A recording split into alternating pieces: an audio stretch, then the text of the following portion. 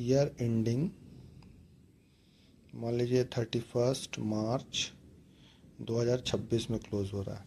अब यहाँ पे क्या है, इसमें ट्रेडिंग में ऐसा कॉलम बनता है,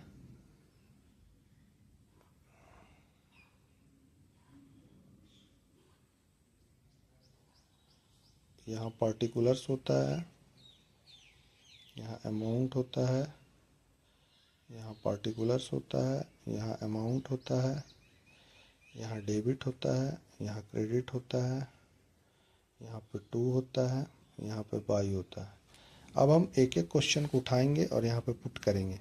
अब यहाँ पे आप देख सकते हैं कि यहाँ पे लिखा हुआ है स्टॉक 1/4/2025। इसको ओपनिंग स्टॉक भी लिख सकता है क्वेश्चन में, या यहाँ पे आप देखें कि यदि ये 31 मार्च 2026 को क्लोज हो रहा है ये बुक्स ऑफ अकाउंट, तो इसका ओपनिंग आया था 1/4/2025 को, तो यही इसका ओपनिंग स्टॉक हो जाएगा। कभी कभी यहाँ पे डेट भी लिखा हुआ रहता है और कभी कभी यहाँ पे ओपनिंग स्टॉक भी लिखा हुआ रहता है। तो हम लोग इसको लिखेंगे यहाँ पे, जब हम लोग ट्रेडिंग बनाएंगे तो हम लोग यहाँ पे लिखेंगे to opening stock. To opening stock कितना है 10,000, तो हम लोग यहाँ पे लिख देंगे 10,000। फिर उसके बाद मेरे पास क्या आइटम आया टू परचेज, तो हम लोग यहाँ पे लिख देंगे टू परचेज। यहाँ पे हम लोग देख रहे हैं कि हम लोगों के पास परचेज रिटर्न भी लिखा हुआ है, इसीलिए हम लोग को इसका जो पैसा है इसको इनर कॉलम में लिखना होगा। तो हम लोग यहाँ पे लिख देंगे टू परचेज 50,000 और यहाँ पे लिख देंगे लेस परचेज रिटर्न।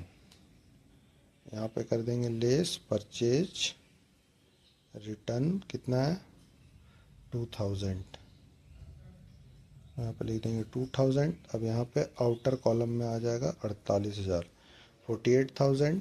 उसके बाद है हमारे पास सेल्स, तो हम लोग इसको सेल्स इनकम है तो हम लोग यहाँ पे लिख देंगे सेल्स अकाउंट। इसका भी पैसा हम लोग इनर कॉलम में ही लिखेंगे 75,000। हम आप लोगों को पहले वीडियो में बता चुके हैं कि इन दोनों का कुछ नाम है, हम जो ऐसे पुट करते जा रहे हैं तो इसका एक लॉजिक है, इन दोनों का कुछ नाम है। जैसे ये डायरेक्ट एक्सपेंस का कॉलम है, ये इनडायरेक्ट इनकम का कॉलम है। डायरेक्ट एक्सपेंस का मतलब होता है वैसा खर्च जिसके बिना प्रोडक्शन नहीं हो सकता। यदि ओपनिंग स्टॉक नहीं रहेगा, यदि सपोज ये रॉ मटेरियल या प्रोडक्शन वाला कंपनी है, तो जब तक इसमें ओपनिंग स्टॉक पर पहले का रॉ मटेरियल नहीं रहेगा तो उत्पादन नहीं हो सकता है। हम रॉ मटेरियल खरीदेंगे नहीं तभी भी मेरा प्रोडक्शन नहीं हो सकता है। और ये सेल जो है ये मेरा डायरेक्ट इनकम है, क्योंकि डायरेक्ट इनकम का मतलब होता है जो आँख से दिखता है, यानी कि हम टेबल ऑन द टेबल